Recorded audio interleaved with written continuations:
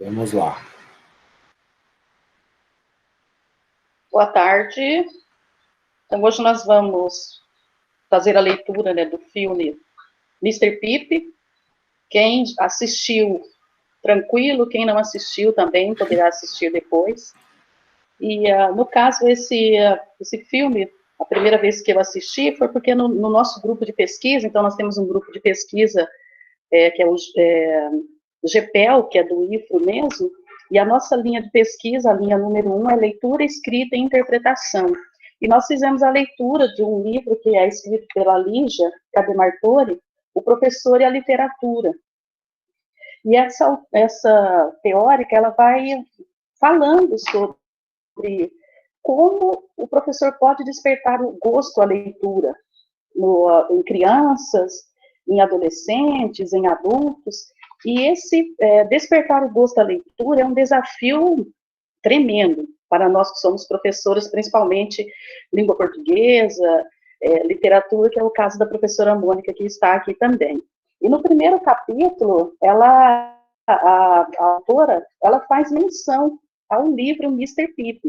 E na época eu fui procurar o livro, não encontrei. Encontrei o filme, não sabia que havia um filme. Então, por isso ali o interesse para que nós, então, hoje possamos, né, trabalhar esse filme. Ele traz ali várias temáticas, então vários temas, né, podem ser abordados, faz uma ligação um pouco com a minha linha de pesquisa, porque a questão das guerras, né, guerra civil, eu trabalho a questão das sociedades traumatizadas também. É lógico que o foco nosso hoje não será esse, porque nós vamos levar para a questão ali da leitura mesmo. Então, nós temos hoje conosco a Mônica, a professora Mônica. Eu convido para que ela tenha, então, ali a sua fala e vamos fazer esse debate a respeito do filme. Mônica, seja bem-vinda. Nós estudamos juntas, né, Mônica, algumas disciplinas do curso de letras. Eu estudei na turma da Mônica, depois nós nos encontramos também em alguns eventos em Porto Velho. Nem lembro em que ano, mas isso é indiferente. E a Mônica aceitou Melhor o convite, agradeço bastante. Melhor. Então, e as nossas artimanhas também, né? Segredo. Segredo secretíssimo, né? Até parece que a gente aprontava tanto assim. A gente só era boa aluna, só. A turma era boa e valia a pena. Primeiro, assim, queria dizer da alegria de estar participando, de ter aceitado o convite da Rosa, porque eu era do curso parcelado de Colorado, então a Unir de Vilhena é a minha casa. Então, Vilhena tem uma ligação muito forte com a minha formação, é uma cidade, além de ser uma cidade que eu amo, que eu acho linda, maravilhosa, eu até brinco que se for para mudar do Mato Grosso, Vilhena é o foco, até porque para Porto Velho eu não vou, não gosto de capital, e o curso existe aí, a minha linha é literatura, então dá para pedir redistribuição para ir. Mas, assim, queria dizer da alegria do filme também, é um filme que talvez eu não assistisse se não fosse por indicação, não sou muito, às vezes não sobra muito tempo para o filme, né? E quando a Rosa propôs a questão do gênero, eu confesso que eu pensei no que eu estava estudando na disciplina Literatura e Subjetividade, quase que eu venho aqui e falo sobre gênero, conceito de gênero, a ideologia de gênero, essas coisas todas, mas depois eu fui reler as postagens para saber do que a gente precisava falar, e eu achei interessante essa proposta da leitura do filme, né, porque é uma forma de leitura. Eu costumo dizer que às vezes a gente tem um certo preconceito com essas questões de tecnologia e tem um certo medo de levar o filme para a sala de aula, mas que é importante que a gente perceba como que uma outra pessoa, no caso o roteirista, o diretor, estão fazendo a leitura de determinadas obras literárias, e é até interessante quando a gente consegue casar as duas coisas, fazer essa situação de fazer a leitura do livro e depois ir para a leitura do filme, que termina sendo a leitura de uma outra pessoa. Semestre passado, eu trabalhei com os meus alunos Literatura, Cinema e Debate, que foi um projeto que a gente apresentou numa semana do curso de letras aqui, também nessa proposta de apresentar essa literatura a partir de um outro suporte. E eu acho que a gente precisa explorar mais isso, até porque nós estamos numa era extremamente tecnológica. pesquisando coisas sobre os gêneros, a gente está falando de gêneros cinematográficos, que não deixam de ser gêneros textuais, porque comunicam, informam coisas, né? Então, a gente fala no Mr. Pip de uma docuficção, porque ele tem um caráter de documentário, porque ele vai falar da guerra, no caso da Revolução dos Cocos. Eu fui ler sobre a Revolução dos Cocos, achei muito interessante que essa Revolução dos Cocos, ela é chamada de Revolução dos Cocos porque ela termina usando o coco, que era um elemento da ilha, para que eles possam manter todas, mesmo com as sanções que eles sofreram da chegada de mercadoria, da saída da ilha, eles conseguem alimentar os geradores, os carros, usando o coco como matéria-prima para a fabricação desse óleo. Eu achei bem bacana falar dessa guerra por essa perspectiva, né?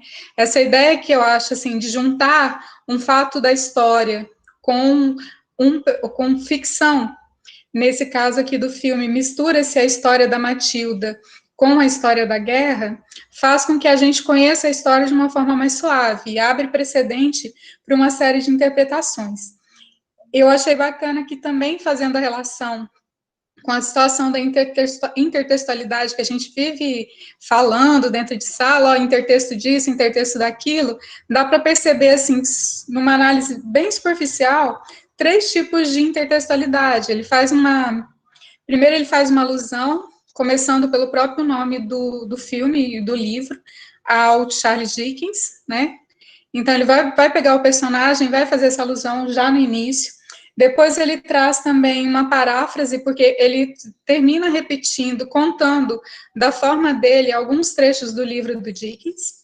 E depois a gente trabalha com apropriação, porque tem hora que a história do livro é uma história que acontece quase que ipsilíderes, né? Vai acontecer tal como está no livro. E eu acho interessante comentar a situação da alusão também com o próprio fim do personagem, né? O fato dele receber uma herança de um advogado procurar do nada, dele ser uma pessoa que está desprovida, uma pessoa carente em termos financeiros, é a mesma coisa que o Mr. Watts vai fazer com a Matilda, quando ele deixa a casa de herança para ela. E ela tem um preceito ético que faz com que ela não aceite essa casa. A questão que a Rosa me sugeriu como trecho para análise é o trecho que vai do minuto de 1h03 a 1h14. É bem emblemático, porque é quando a gente vai ter a cena do enterro da esposa do Mr. Watts, que é uma cerimônia muito interessante para a gente perceber os aspectos culturais da ilha, né? Cada um fala um pouco de coisas que viveu com aquela pessoa que está sendo sepultada, e ele vai contar o que ninguém sabia sobre ela, que foi o tempo em que ela viveu em Londres com ele, que ele fala da existência da filha, que no meu entendimento poucas pessoas também conheceram. E eu achei de uma força muito grande o desenho na parede do quarto da menina, que eles colocam, porque ela faz, com aquele desenho, um resgate de toda a linha genealógica da família, né? Até chegar no peixe voador, que é o símbolo, um dos grandes símbolos culturais da ilha. Então, ela vai colocar o nome de todas as pessoas que significam para que a filha, a Sara, de uma certa forma, mesmo distante da convivência com as pessoas da ilha, soubessem de onde ela veio. E a gente sabe que alguns dos povos autóctones, como é o caso dos habitantes da ilha, eles têm algumas tradições muito fortes em relação a esse conhecimento da origem e essa questão do ser. E uma coisa que chama muita atenção no filme também, logo no início, é a fala do Dickens, que a Matilda está lendo no museu, em que ele vai dizer que não há nada mais terrível do que a gente ter medo e ter vergonha da nossa própria casa, né? E a gente depois entende por que o medo e por que esse pavor que ela sentia da ilha na cena que vem logo depois do trecho que a Rosa pediu para concentrar as energias nele. Então, assim, a gente vai ter uma literatura trabalhada num suporte diferenciado, né? Aí a gente tem um gênero híbrido, né, do cinema, que vai ser esse gênero que mistura o documentário com a ficção, documentário porque fala de um assunto real, com pesquisa, com fatos históricos, e ficção porque envolve personagens que necessariamente não existiram naquele contexto. Pode ter existido várias Matildas, aliás, mas a gente não tem certeza de que a Matilda estava ali. E aí ele brinca com a ficção, e até é importante colocar a questão do tanto que ele traz para o momento de desespero total, para o momento de angústia muito forte, que é o momento da guerra, a literatura como uma tábua de salvação, como um refúgio. O fato dele chegar em sala de aula e colocar a leitura do livro para que os alunos apreciassem, né, fazer com que esses alunos tivessem contato com essa leitura, que não tem nada a ver com a cultura deles, mas que tem uma coisa de universalidade, porque fala de conflitos, fala de dramas humanos, é uma forma de reverter aquela situação caótica de falta de esperança. E para isso ele escolhe até o livro As Grandes Esperanças, né? O texto, o título do livro é bem emblemático também. E uma coisa que chama a atenção, que eu fui estudar um pouquinho sobre o Dickens, que a minha formação é em literatura portuguesa, então pouco contato e não deu tempo de fazer as leituras da literatura inglesa, mas assim, uma coisa que chama muita atenção no que eu estudei sobre o Dickens é que o Dickens tinha essa coisa de fazer a leitura como o professor faz. Ele fazia a leitura em voz alta e era uma leitura que prendia multidões. Há na biografia dele quem diga que o Dickens foi a primeira grande celebridade do século XIX, porque a segunda vez que ele visita Nova York para fazer uma apresentação com a leitura de uma das obras dele, ele chega no porto, ele é recebido por uma multidão. Tem fila no teatro, na porta do teatro, para vê-lo adentrar a casa. Então, assim, o filme resgata essas questões que eu acho bem interessante, que é de colocar a leitura como ela era feita no século XIX, então quem sabia ler, lia para as outras pessoas, e o Dickens tem essa coisa que foi muito comentado no que eu vi sobre ele, que ele tinha isso de prender as pessoas. Pela narrativa dele, dizem que você pode sentir todos os cheiros, andar por todos os lugares, né? E é como a Matilda faz, ela consegue ver o Pip, ela consegue conversar com o Pip, ela vai até a casa da Estela e consegue ver aquela mesa com aquele bolo, com aquela poeira toda, com aquela situação toda, porque a descrição que o Dickens faz, e nisso o filme se aproxima bastante, é de uma verossimilhança muito grande. Eles exploram essa descrição espacial com muita força. Uma outra coisa que está misturada dentro da narrativa do filme, que eu acho interessante, é a gente pensar no contexto colonial, né? Aí você assiste o filme e às vezes fala assim, mas por que eles estão falando dessa ilha? Por que foram escolher logo Bougainville? O Bougainville. Por que eu vou escolher essa ilha nas Ilhas Salomões para poder falar para cenário dessa narrativa? Aí a gente vai estudar que o livro ele é inspirado no Charles Dickens. Charles Dickens vive em uma época em que a Inglaterra era o país que colonizava a Austrália, e essa ilha fica próxima da Austrália. Então, a gente tem um cenário de colonialismo muito forte dentro da própria história do filme. Tudo começa com a expulsão dos mineradores. A gente tem uma ilha que tinha o cobre explorado, um cobre que gerou muita riqueza para a região, para o país, mas que em momento nenhum foi essa riqueza revertida para a população. Então, eu tenho a exploração da terra, que é um aspecto bem colonial, e eu vou ter a exploração das pessoas, dos habitantes que moram naquela terra. A gente percebe também a questão da missão evangelizadora, né? A mãe da Matilda, a Dolores, ela deixa muito claro a força que a evangelização teve dentro de todas as pessoas da ilha. A pregação, apesar dos ritos funerais serem bem próximos da tradição, do folclore dos habitantes de lá, a gente tem fugiu a palavra agora, a gente vai ter uma mistura dos ritos tradicionais com os ritos que são levados pelos missionários. A própria contraposição das colocações do Dickens com a leitura que ela fazia da Bíblia, né? Então, eles vão misturando essas questões todas em vários momentos do filme. Mas, assim, uma coisa que chama muita atenção mesmo é o jeito que o autor coloca que a literatura pode transformar a vida das pessoas. E a gente percebe que a Matilda consegue até materializar o Mr. Pip quando ela tenta se suicidar, quando ela se joga dentro da água e ele termina salvando. Ele aparece como uma tábua de salvação, realmente. Eu acho que é uma parte bem emblemática do filme. E mostra como que, nesses contextos de força, me lembrou bastante, a Rosa vai lembrar disso também, as literaturas africanas de países de língua portuguesa, autores como Mia Couto e como Agualusa, que vão trazer muito dessa história, dessa presença das escolas durante os momentos de guerra. É como se a educação fosse uma forma de tirar essas pessoas daquele contexto de destruição, daquele contexto de morte, e trouxesse para essas pessoas o poder de narrar uma nova história, de construir um novo contexto.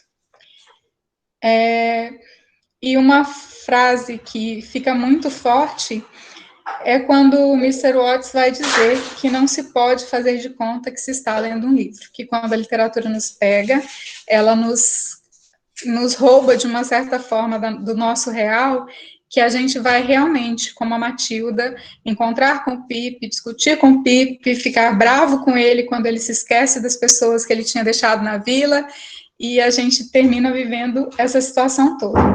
Então, assim, quanta coisa nesse pequeno trechinho do filme a gente pode perceber. E falar para os...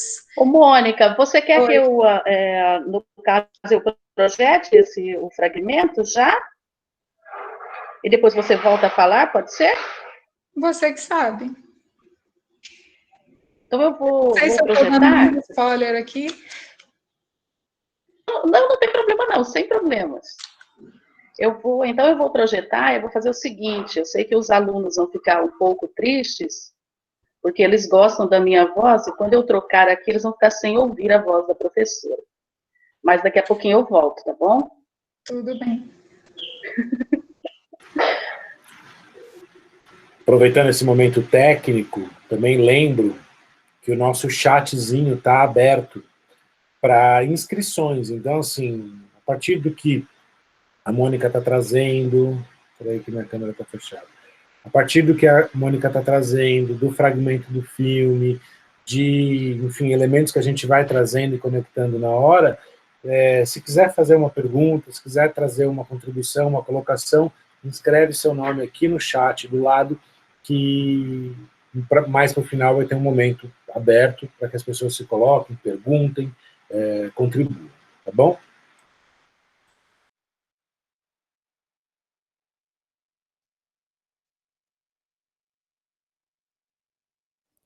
Tá visualizado, tá soltando, já tá o ponto.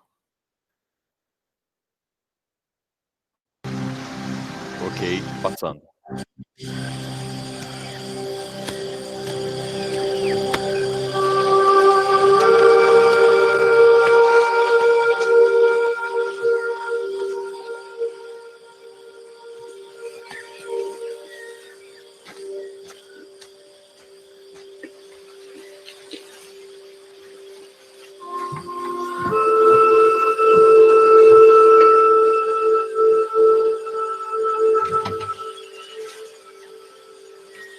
Todos nós perdemos alguma coisa recentemente.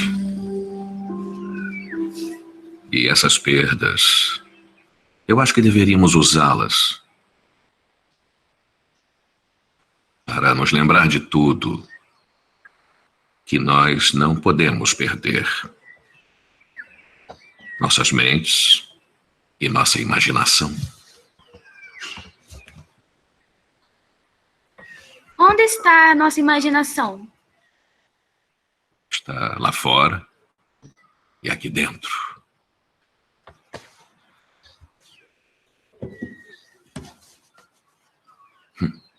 Ok, vamos tentar uma coisa diferente. Quero que vocês fechem os olhos, agora, em uma voz que só você consegue escutar. Eu quero que digam o seu nome. Gilbert. Gilbert. Digam apenas para si mesmos.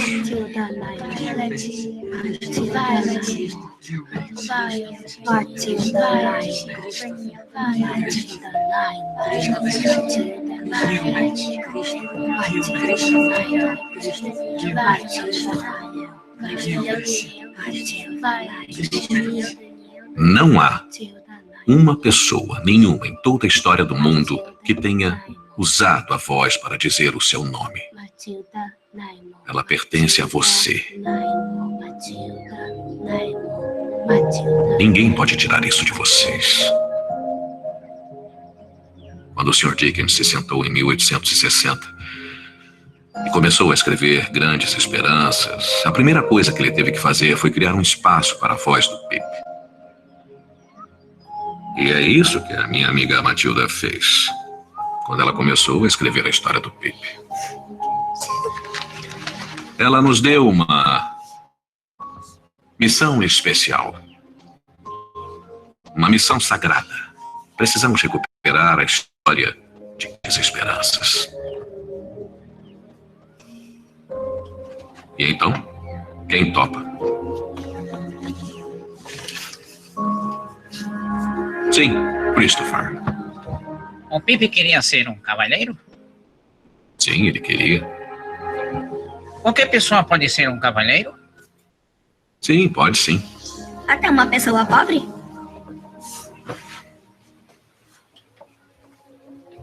Com certeza, uma pessoa pobre pode ser um cavaleiro.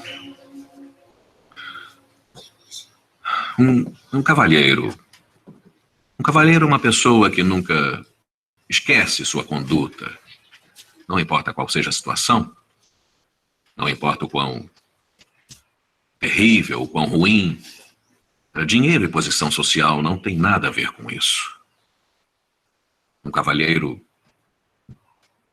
tenta sempre fazer a coisa certa.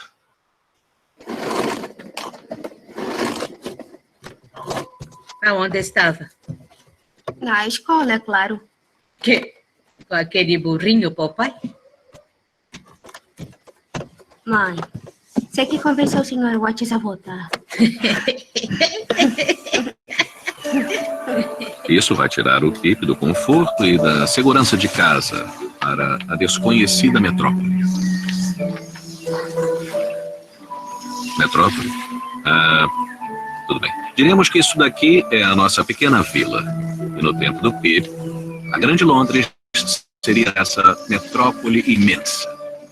Temos um telhado novo na nossa casa.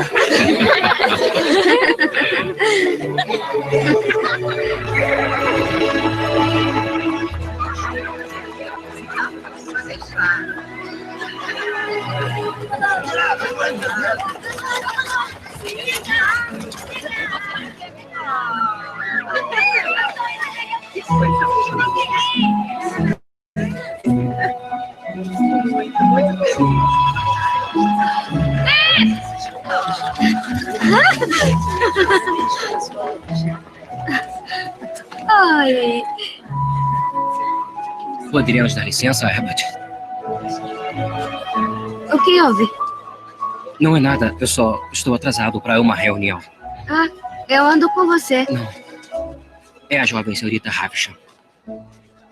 Estela. Enfim, foi um prazer te ver. E quem é essa Handel? Ninguém. O nome dele é Pip. Abandonou isso também, junto com o Joe e os outros. E você fez muito melhor? Desculpa, Matilda, mas você não faz ideia do que é esperado de um cavalheiro. Eu sei sim, mas não tô vendo um aqui.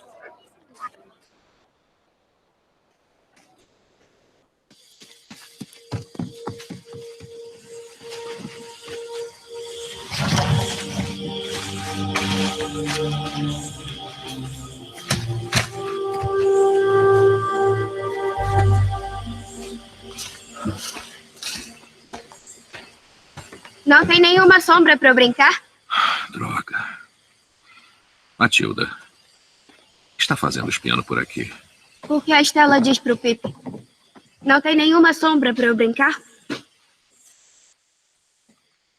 É. Muito bem. Quer anotar isso?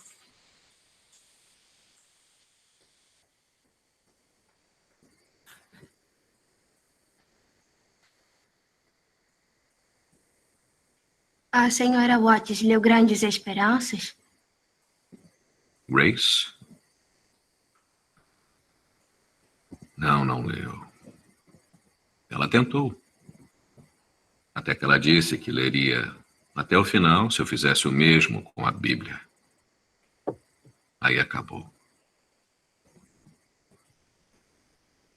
Acontece que não dá para fingir que está lendo um livro. Seus olhos sempre te denunciam. Seus olhos e a respiração. A casa pode estar pegando fogo e um leitor mergulhado num livro nem notaria até as paredes estarem em chamas.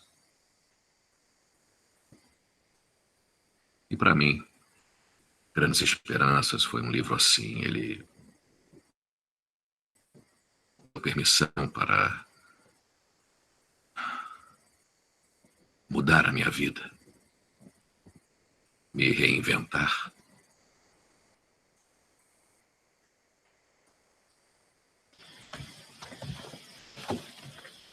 Matilda, tem um barco saindo na noite depois da lua cheia. O pai do Gilbert pode nos levar até lá. Poucas horas no mar aberto e estará nas Ilhas Salomão. E Austrália? Bom, as Ilhas Salomão fica por sua conta.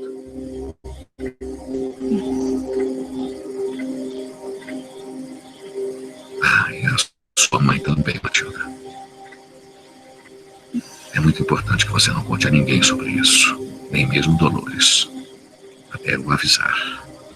Você entendeu?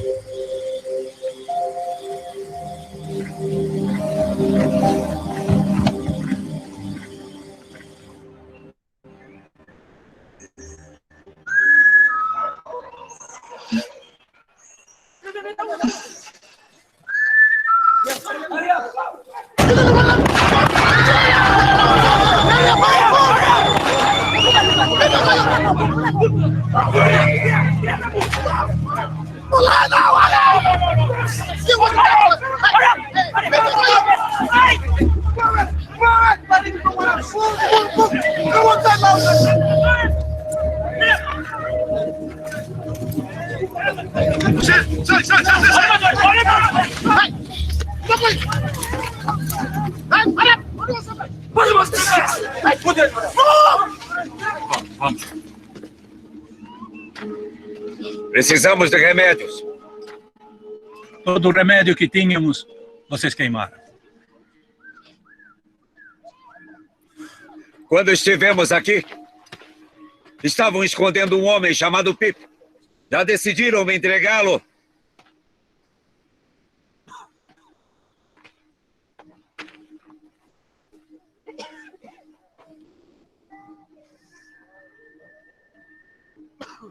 Imaginei que não.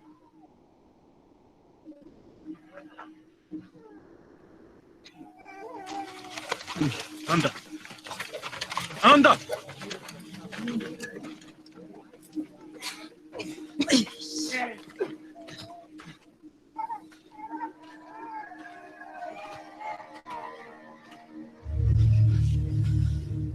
Vou perguntar novamente pelo seu nome.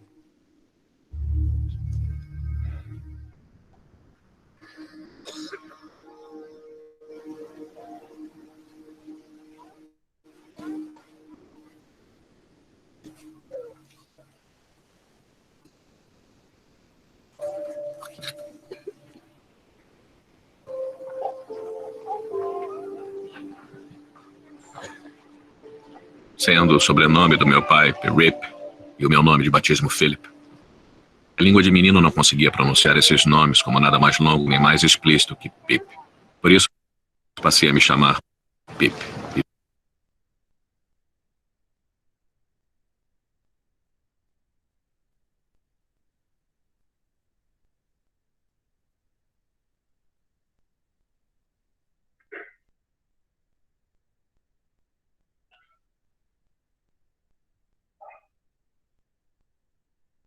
Pronto, retornei. Então, nós terminamos ali com a cena, e a cena final, ela é um fragmento do livro Grandes Esperanças.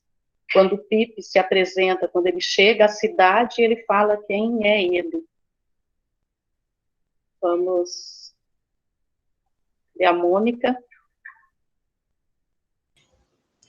Estamos aqui.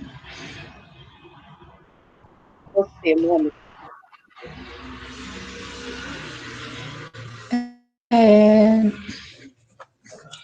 Eu tinha também feito umas outras anotações aqui.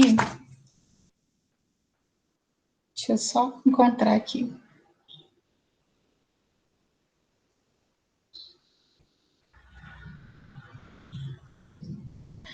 Bom, como a gente estava conversando, então, a questão dessa situação de ter misturado esse fragmento que a Rosa selecionou, ele diz muito sobre essa situação, dessa mistura da ficção com o real, né? Por isso que eu comecei a fala dizendo desse filme, da possibilidade de ler esse filme como uma docu-ficção. E eu acho importante colocar frisar mais uma vez, como que a literatura se mistura com a realidade das pessoas que estão envolvidas dentro da ilha, né? E o tanto também que ela mobiliza outros saberes, porque a partir das leituras que o Mr. Watts vai fazendo de Grandes Esperanças, a comunidade começa a procurar a escola, não é só mais as crianças que vão à escola.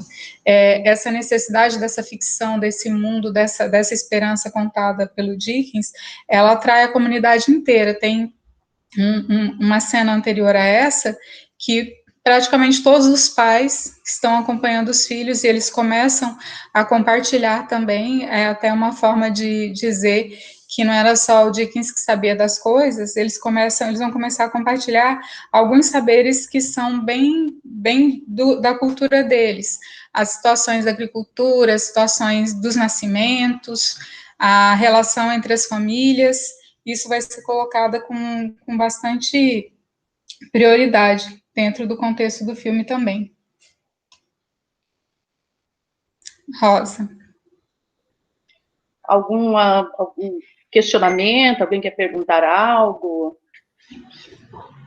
Eu conversei com alguns alunos, alguns assistiram, outros não. Quem não assistiu, não há problema algum, vocês podem assistir também, porque como nós estamos falando, né, a leitura do filme, então, um filme que ele traz ali vários... É uma abordagem bastante extensa, né, em volta, né, do filme. Alguém quer perguntar algo?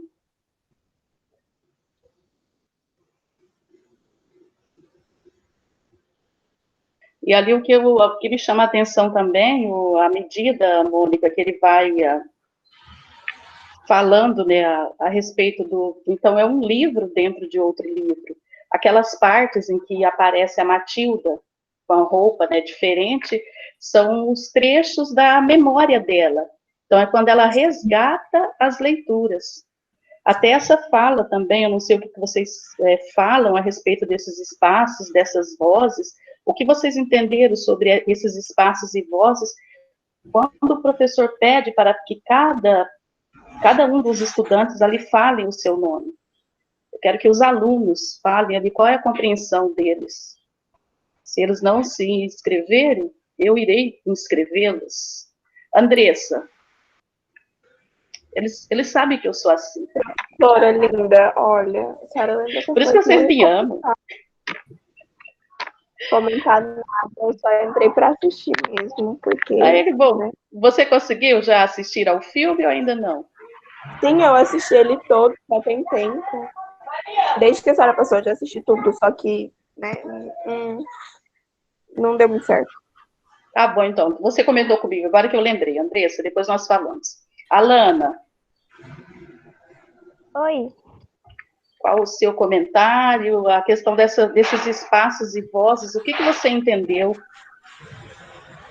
Eu gostei bastante do filme. Você gostou? Eu gostei bastante, achei uma história bem interessante. Eu quase chorei em algumas cenas.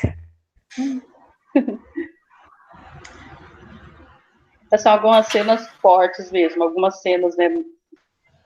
Pois E é. a primeira vez que eu assisti, eu chorei também, mas depois a gente já sabe, né, o que vai acontecer. O que um livro, então ali, Alana, quando ele fala a respeito desses espaços e dessas vozes, o que um livro traz de importante para nós enquanto leitores? Quais são as vozes que ficam em nosso interior de um livro? Querendo ou não, o professor ele faz uma ligação entre essa nossa leitura. Pode falar, Alana, depois eu... Eu não entendi direito muito bem a pergunta, não.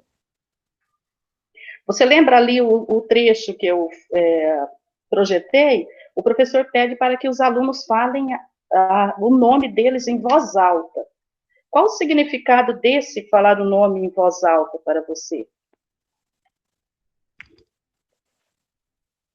Ai, professora, eu não vou conseguir responder, não. Não tem problema. Eu tô muito Professora, nervosa.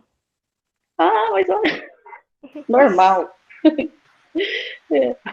Eu acho essa parte também chamou muita atenção minha, Rosa, porque ele deixa claro, ele dá uma dica, na verdade, né, do porquê isso, de repente, é tão impactante. A importância de se falar o próprio nome, de colocar a própria história, enfim, de ser um pouco protagonista nesse sentido, né? Me parece que é um pouco isso, e sobretudo naquele contexto que eles estavam, essa afirmação se tornou algo muito importante naquele momento, né? De você conseguir falar o seu próprio nome para você mesmo, né? E também foi dito aqui o quão complicado e perigoso é você ter vergonha do próprio lugar da sua própria casa, né? Ou ter vergonha do seu próprio nome, ou ter vergonha do seu próprio lugar, da sua própria cultura. Me parece que isso é um movimento para ir contra isso, para perceber que não há razão para essa vergonha, pelo contrário, há muito que se extrair disso. E esse outro trecho citado agora há pouco por vocês mostra que, sim, a cultura, nesse caso, a questão da agricultura e tudo mais, há muito a ser ensinado a partir daquela cultura. E não é porque é Dickens, não é porque é inglês, porque é refinado, porque que é maior ou menor do que o outro, né? Então, acho que existe esse olhar sobre o que é cultura, né? É certo a gente falar, de repente, que cultura, sei lá, cultura erudita, contrapondo com uma cultura popular e dando né, uma diferença nessa balança. É certo, é correto fazer isso? Ou a gente não devia estar pensando em cultura de forma geral e entendendo é uma reflexão. Eu acho que é um dos pontos que traz o filme, esse trecho traz bastante forte, e eu queria bastante que, de repente, algum aluno trouxesse alguma coisa que pescou nesse. Uma pergunta que eu faria, assim, eu chorei em alguns momentos. Que momentos? Só essa resposta eu acho que já é uma boa resposta. Em que momentos você chorou? Ou seja, de outra forma, o que te toca? Né? O que te toca numa obra?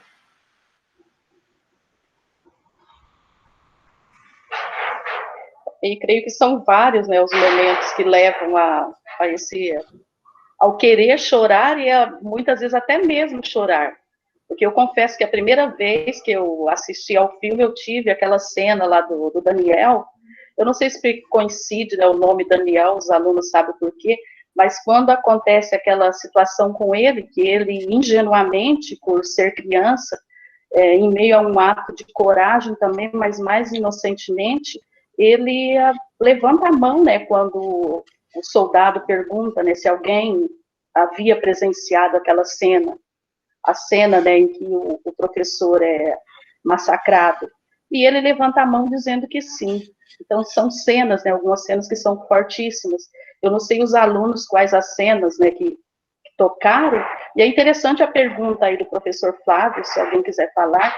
A Rebeca, Flávio, ela fez um comentário também, que no início, né, uma pergunta, essa pergunta também, né, provocadora. E eles são tímidos. Cadê os meus alunos? São não, meus alunos não são tímidos. São igual a professor.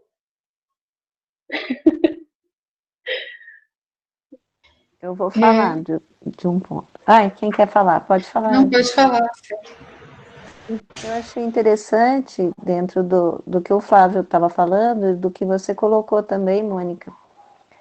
Logo, o primeiro fala do professor ali no trecho que você passou, Rosa, que ele fala que as perdas, que as nossas perdas, né, que as perdas que a gente já teve nos sirvam para a gente saber valorizar e saber que a gente não pode perder o que a gente tem, né? E como isso traz para a gente essa questão da cultura e da identidade própria, né? Daquilo que é próprio da gente, né? E do que a gente vive.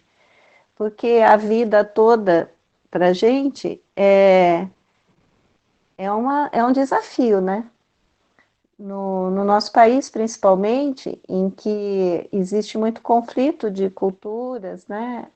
Existe essa questão do racismo muito forte, essa questão da gente saber que a gente tem perdas, né? Vai ter perdas ao longo da vida, né? A gente sofre essas perdas, mas, ao mesmo tempo, elas estão aí justamente para ensinar a gente a continuamente resgatar a própria identidade, né? A própria história, né? E ser autor da própria história, né? E saber valorizar isso que é da gente, né? Isso eu achei muito legal. Logo na primeira cena do filme me tocou muito. E, na verdade, eu choro sempre, viu? Qualquer filme assim, mais que seja mais incisivo para falar dessas coisas, dessas questões, né? De identidade, de protagonismo, né? De que a gente deve recuperar o protagonismo o tempo todo, né? Que isso é uma briga da gente a vida inteira, né? Isso sempre me emociona bastante. Uma questão relacionada a essa situação do nome também é o fato do nome estar muito ligado à nossa personalidade. Então, eu acho que quando eu repito o meu próprio nome, é como se eu estivesse reafirmando quem eu sou, qual que é a origem que eu tenho, qual que é a força que me mantém de pé. E nossa identidade, a nossa identificação, né? Eu acho interessante também que toda vez que alguém pergunta para Matilda onde ela conseguiu esse nome tão bonito, ela vai dizer que foi, e isso também, no meu ponto de vista, é uma marca da colonialidade. A gente pode perceber que o nome da esposa é Grace, eles vão falar o próprio Daniel, que não é um nome da ilha, não é um nome nativo, né? Matilda, foi uma pessoa da mina que deu o nome para meu pai deu para minha mãe me deu esse nome quando eu nasci. A gente percebe a força dessa questão da colonialidade também, quando a gente observa a nomeação dos personagens lá. Posso só fazer uma observação na fala do Flávio? Não sei se tem alguém inscrito, Flávio, desculpa. Posso? Mesmo que tivesse, você tem sempre essa prerrogativa de furar a fila, Ricardo. Você tem esse direito, sempre. Muito obrigado, muito obrigado. Eu fico feliz por esse reconhecimento. Isso é importante também. Não deixe de ser um reconhecimento negativo, mas é um reconhecimento. Então, quando o Flávio traz essa discussão à tona, e o filme eu acho que trabalha muito bem com essa questão, que a gente não está falando de cultura, a gente está falando, e os alunos dos primeiros anos quem estudou comigo ano passado, ou quem está nesse ano, lembra muito disso? Pode lembrar. Lembra muito não, enfim. Isso é muita arrogância da minha parte, mas em algum momento eu falei isso na sala. Enfim, que a gente não trabalha com cultura, a gente trabalha com entendimento de culturas, no plural, porque são várias culturas, e nós somos a formação de vários aspectos culturais múltiplos e diversos.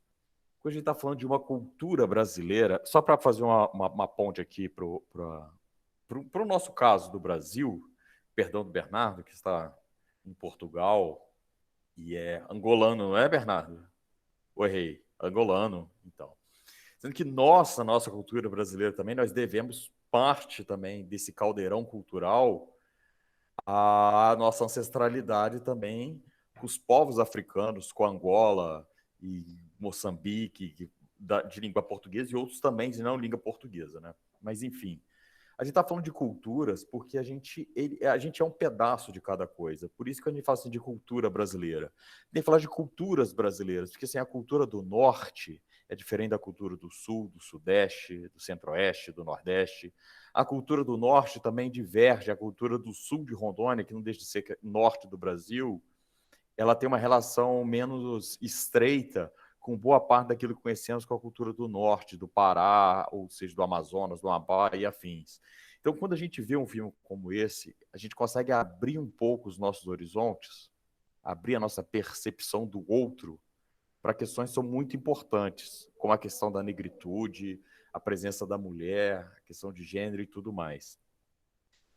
Só pegando um gancho do que a Celi também falou, enquanto chorar com o filme, chorar e se emocionar, ficar com raiva, também tem aspectos culturais envolvidos nisso.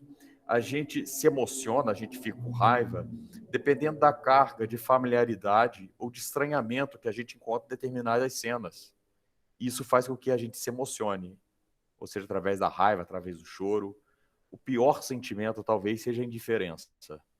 Mas quando a gente não consegue não ficar indiferente frente a um acontecimento desse, isso é muito importante. Mostra que a gente está se relacionando com outras culturas e com a nossa cultura também. A gente está sentindo, encontrando esses laços, esses pontos de igualdade, de conexão, ou pontos também opostos uns aos outros. Era isso que eu queria falar a respeito da cultura, para a gente observar.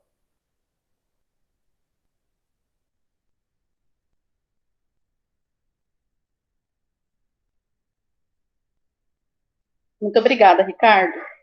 E aqui eu não vou citar os nomes dos alunos, mas alguns enviaram mensagens para mim, vários, não vou falar o nome de quem, mas eles, assim, falando a respeito das cenas que mais tocaram eles.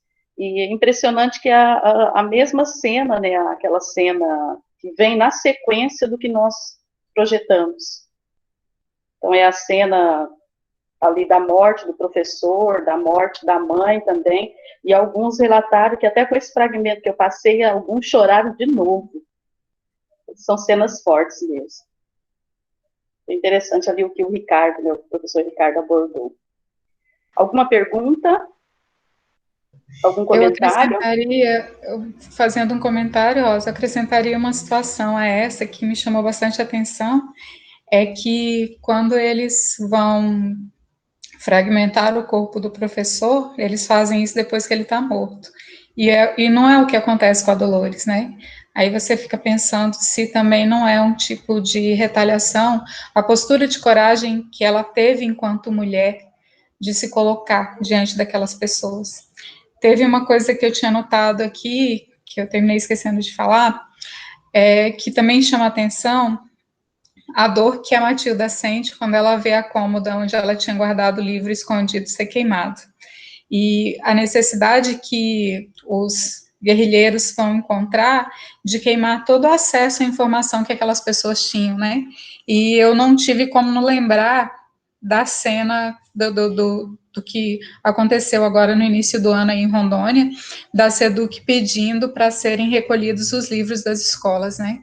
Aí a gente vê que tudo que o momento trágico, esse momento que faz com que a gente se emocione bastante no filme, que tem a ver com a morte das duas pessoas, vem por um equívoco provocado pela força que a literatura ganha dentro daquela comunidade, né? A mãe da Matilda não tem coragem de dizer que ela tinha escondido o livro, porque se ela tivesse feito aquilo, ela podia ter resolvido grande parte do problema, mas que, de uma certa forma, esse acesso à informação, esse acesso ao pensamento, a força que a presença do Pipe passa a ter dentro da comunidade, mesmo sendo ele apenas um ser ficcional, faz com que a violência se insira em cima daquelas pessoas com a força que ela acontece. Então, acho que é para a gente pensar do porquê que essas esferas de poder, esse poder de guerra, esse poder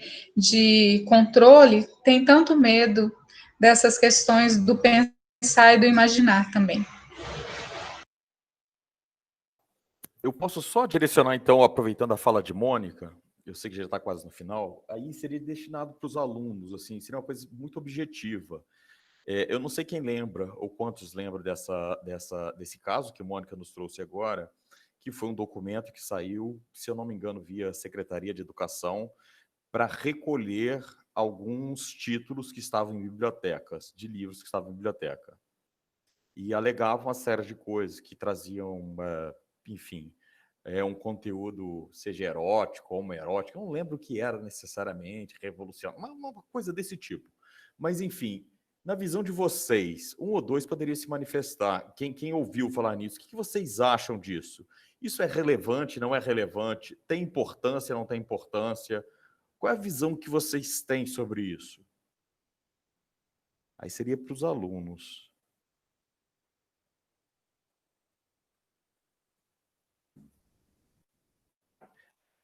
Vocês estão aqui, minha gente? Só uma dúvida. Vocês estão entre nós? Todos?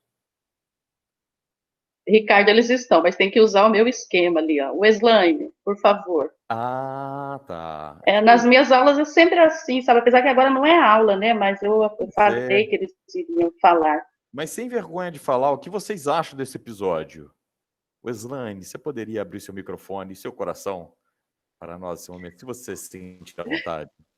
Então, professor, eu não assisti o filme ainda, então, assim, eu não posso ter, assim, uma resposta para me dizer.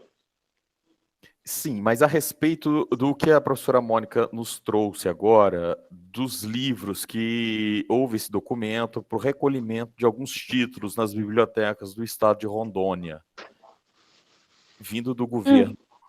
O que você acha desse movimento? É válido, não é válido? É indiferente? Eu não sei muito o que dizer, mas eu acho que isso é uma situação meio triste, né? Porque, querendo ou não, os livros hoje nos ajudam de muitas e muitas formas, né? Então, eu acho que isso seria uma forma muito triste, né?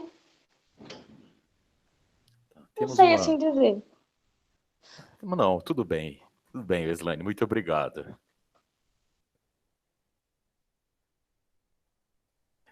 Opa, a Rebeca disse, depende do critério que eles estão levando em consideração. Já temos um ponto para discutir. Nesse ponto, Rebeca, qual seria um ponto interessante da gente poder analisar? O que você consideraria um critério relevante para recolher alguns títulos das bibliotecas, na sua percepção? Pode escrever, sem problema. A questão da erotização. E lembrando, né, professor Ricardo, que seriam recolhidos até livros do Machado de Assis. Do Machado de Assis, isso.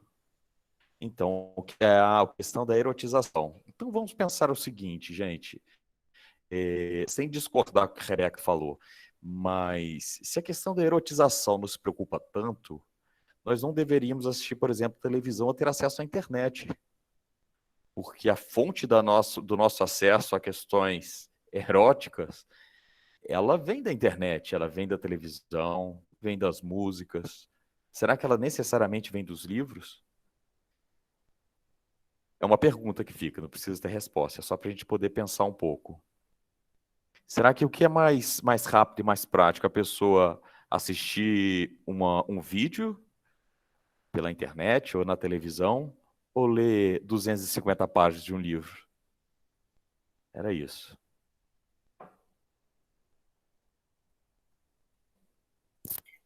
A Emily perguntou quais os livros que foram retirados, os livros literários. Eu sei que livros do Machado de Assis, quais os outros vocês lembram dos escritores? Paulo Freire, Rubem Alves, Rubens Fonseca, e, assim, livros da literatura tipo Memórias Póstumas de Brás Cubas, que tem mais um caráter político do que de outras questões, né? Na verdade, naquela situação, eu acho que nem teve, eu não sei, Ricardo, mas a questão da erotização, enfim, que normalmente é isso que eu... Foi o ponto que eu coloquei, não estou falando que teve. Eu acho que não foi esse o argumento, porque eram coisas bastante distantes, assim, né? E, enfim. O julgamento era que eram livros impróprios para determinadas idades e que deviam ser lidos só na maturidade, coisas assim. É difícil julgar, né? Quem está pronto para ler o quê? Exato. E no caso do Paulo Freire, é importante a gente frisar, e foi uma conversa que eu tive até a semana passada, que Paulo Freire ele é tido apenas não, bastante como um teórico da educação. Mas Paulo Freire ele foi, acima de tudo, um praticante da educação. Ou seja, ele aplicou o método Paulo Freire de alfabetização. É o método, se eu não estiver enganado, um dos métodos ou o método que teve maior êxito na sua aplicação, na alfabetização de jovens e adultos. Paulo Freire... E que é estudado no mundo inteiro. Exatamente, que é usado no mundo inteiro. Paulo Freire é o brasileiro mais citado na academia internacional. Então, assim, Paulo Freire, se ele fosse só um teórico, já seria muita coisa.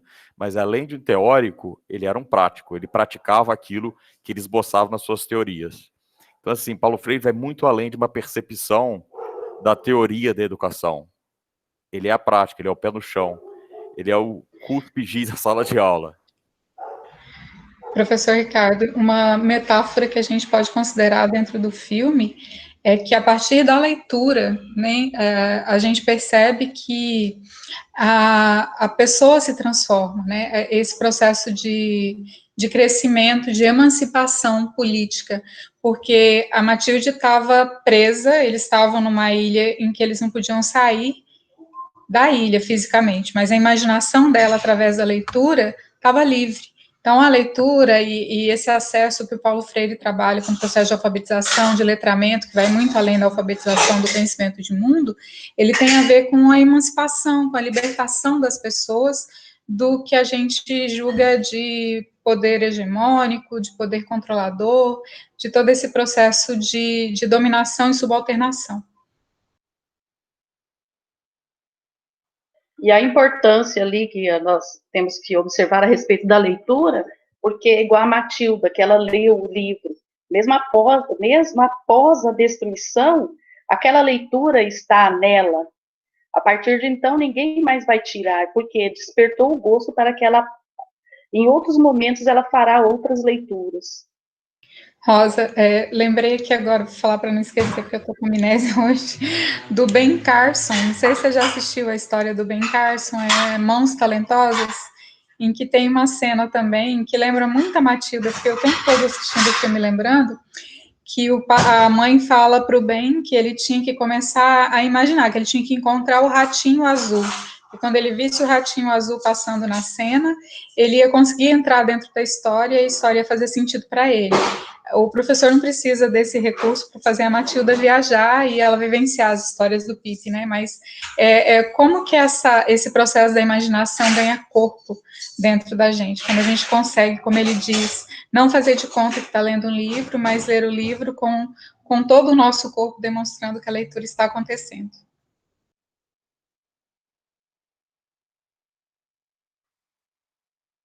Mais algum comentário? Só que o professor, ele ouviu o Gonzaguinha, porque nada me sai da cabeça que ele não para de falar que ele acredita na rapaziada.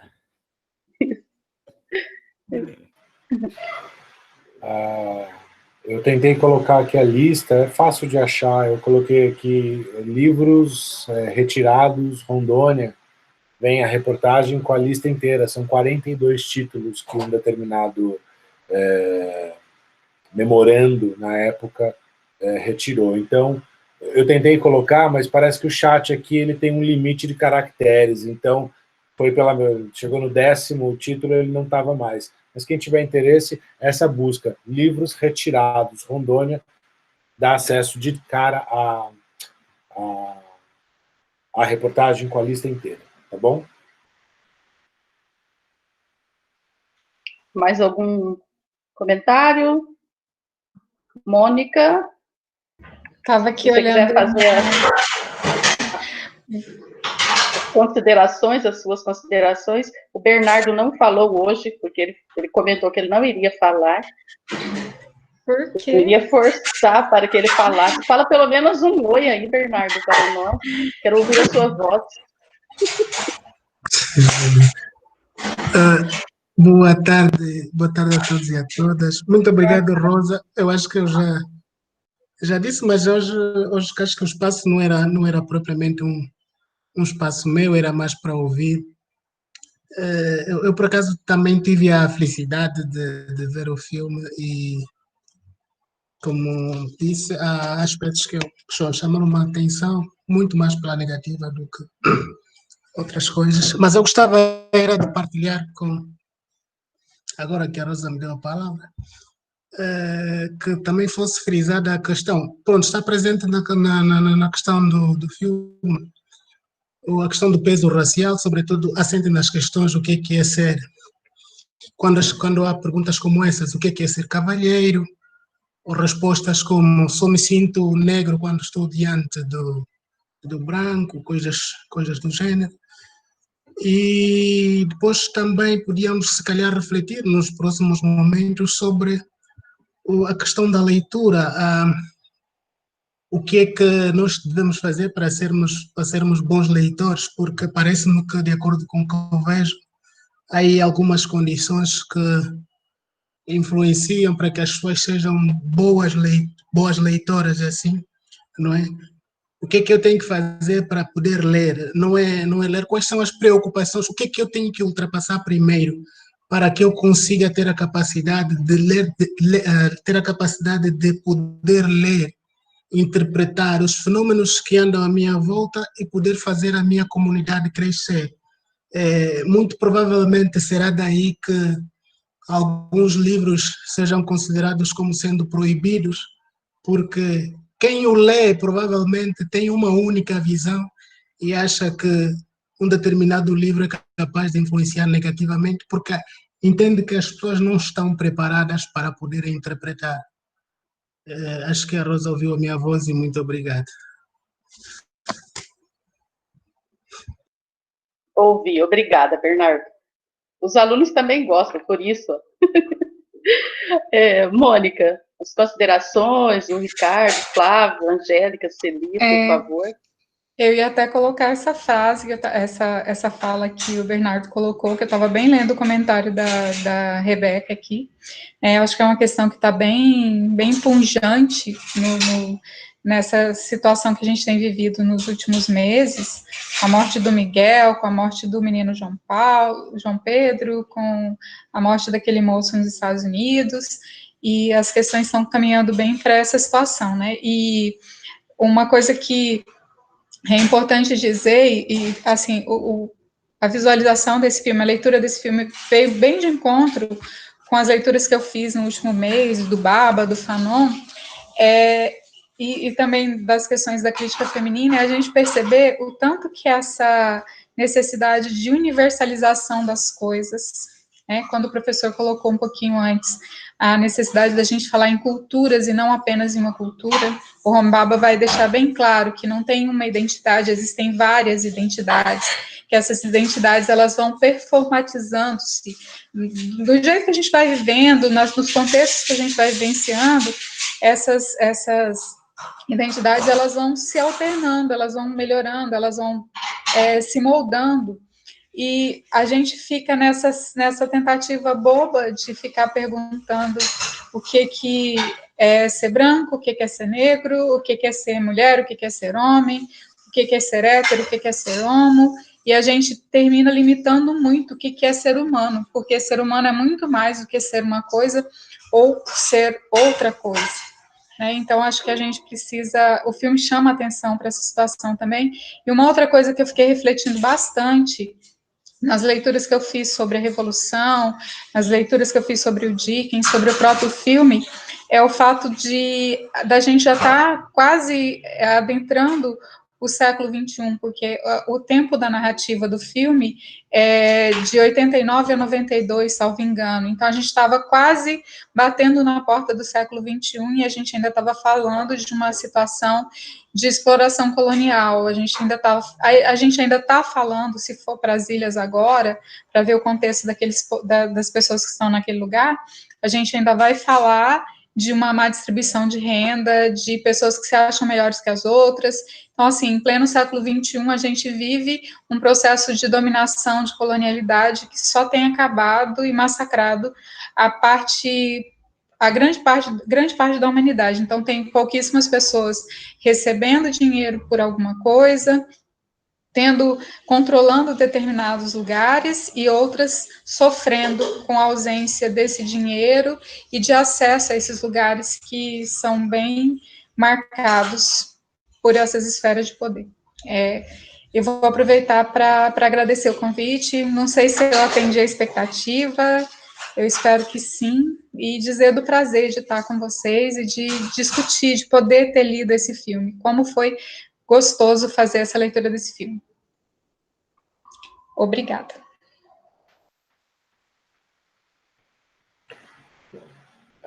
Em nome da comissão e do Instituto e também de todos os que estão aqui, Mônica, deixo muito claro que, assim, nem caberia a pergunta, você atendeu a expectativa, foi demais, foi muito legal a gente poder conversar, trazer sua referência externa de alguém que, enfim, fez uma leitura, né, outra, e deu todos os pontapés iniciais para que a gente iniciasse a discussão.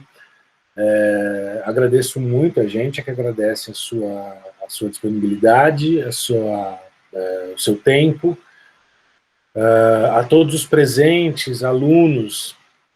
Queria deixar as coisas que vieram aqui pelo chat são coisas interessantes, são coisas bacanas, poucas ainda, mas aproveitem. Eu vejo muito, da mesma forma que que aquele trecho do filme fala, né, da importância da identidade, de se ter voz. Aqui é um momento de se ter voz, é um momento de conversar, é um momento de trocar. Aproveitem mesmo, porque não é tão comum assim esses espaços, né? Não são tão comuns assim esses espaços. A gente tem que fazê-los, né, cada vez mais comuns, cada vez mais, aproveitar cada vez mais esses espaços. Então, um convite eterno. Toda vez que a gente tem a possibilidade de conversar, de se colocar, a gente tem que fazer, né? É muito saudável para a gente, é muito saudável para o mundo. Encerro a minha fala, participação, agradeço mais uma vez Bernardo, Celi, que estão sempre, mobília da casa, total, estão conosco sempre. Ricardo, coloca alguma coisa, Rosa, para finalizou. Então, muito obrigado, estou terminando a gravação, né, dessa sessão, que vai ficar disponível, né, lá no nosso canal. A gente está criando um acervo com todos os encontros, todas as leituras de filmes, todos os diálogos para além do Cone Sul, que é um outro espaço de debate que a gente está fazendo semanalmente. Muito obrigado a todos que estiveram aqui conosco. Um grande abraço.